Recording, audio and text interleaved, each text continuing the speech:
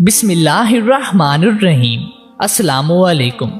ایک دن ایک بیوہ غریب بوڑھی عورت آپ رحمت اللہ علیہ کے آستانے پر اپنی جھولی پھیلائے حاضر ہوئی اور فریاد کی، اے غریبوں کے مسیحا، میں غریب بے بس بیوہ ہوں۔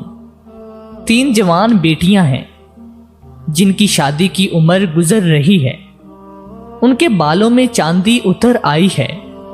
خدا کے لیے میری مدد کریں تاکہ میں اپنی بچیوں کی اچھے طریقے سے شادی کر سکوں۔ عورت کی فریاد سن کر دلوں کے مسیحا نے حکم جاری کیا، آج لنگر خانے میں جتنی بھی نظر نیاز اور روپیہ پیسہ آیا ہے سب اس بوڑھی ماں کو دے دو۔ خادم سر جھکا کر بولا، میرے شہنشاہ، آج نظر نیاز نہیں آئی، لہٰذا میں شرمندہ ہوں کہ اس بوڑھی کو دینے کے لیے میرے پاس کچھ بھی نہیں ہے۔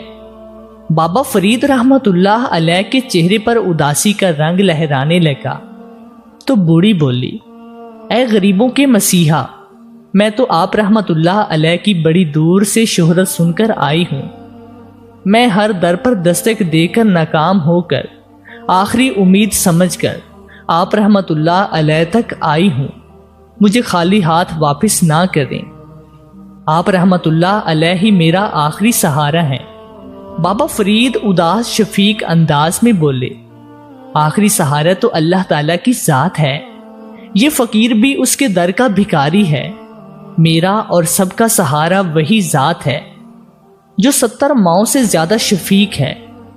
لیکن بوڑھی ماں ضد اور اصرار کرتی جا رہی تھی کہ میری مدد کی جائے، میں کدھر جاؤں؟ اگر آپ رحمت اللہ علیہ بھی میری مدد نہیں کریں گے۔ دلوں کے مسیحا بابا فرید رحمت اللہ علیہ بولے، جاؤ جا کر مٹی کا ڈھیلا اٹھا کر لاؤ۔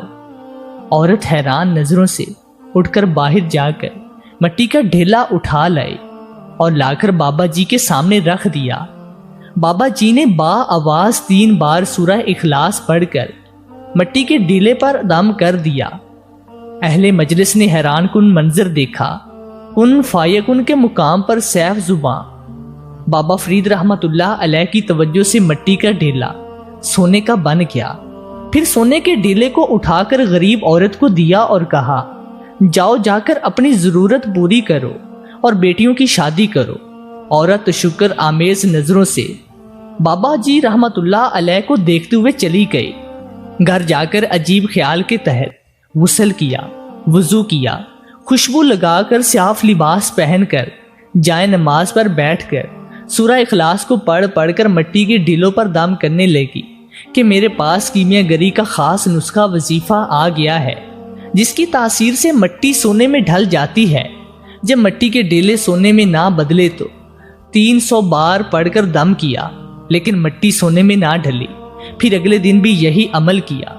کئی دن عورت مٹی کے ٹکڑے لا کر سامنے رکھ کر پھر سورہ اخلاص پڑھ کر ان پر دم کرتی رہی، لیکن جب بار بار پڑھنے اور دم کرنے پر بھی مٹی کے ٹکڑے سونے میں نہ بدلے تو آخر کار تنگ آ کر بابا جی رحمت اللہ علیہ کے حضور حاضر ہوئی اور بولی، اے میرے مسیحا، آپ رحمت اللہ علیہ نے 3 بار سورہ اخلاص پڑھ کر مٹی کو سونے میں بدل ڈالا، جبکہ میں نے غسل کر کے پورے گھر کو صاف اور مہکا کر سینکڑوں بار سورہ اخلاص پڑھ کر مٹی کے ڈھیلوں پر دم کیا، لیکن مٹی کے ڈھیلے مٹی کے ہی رہے۔ آخر میری پڑھائی عبادت کام کیوں نہیں کر رہی جو آپ رحمت اللہ علیہ صرف 3 بار پڑھ کر ڈالا؟ بابا فرید رحمت اللہ علیہ نے عورت کو ٹالنے کی بہت کوشش کی، لیکن عورت باضد تھی کہ مجھے وجہ بتائی جائے، میری پڑھائی سے مٹی سونا کیوں نہیں بنی؟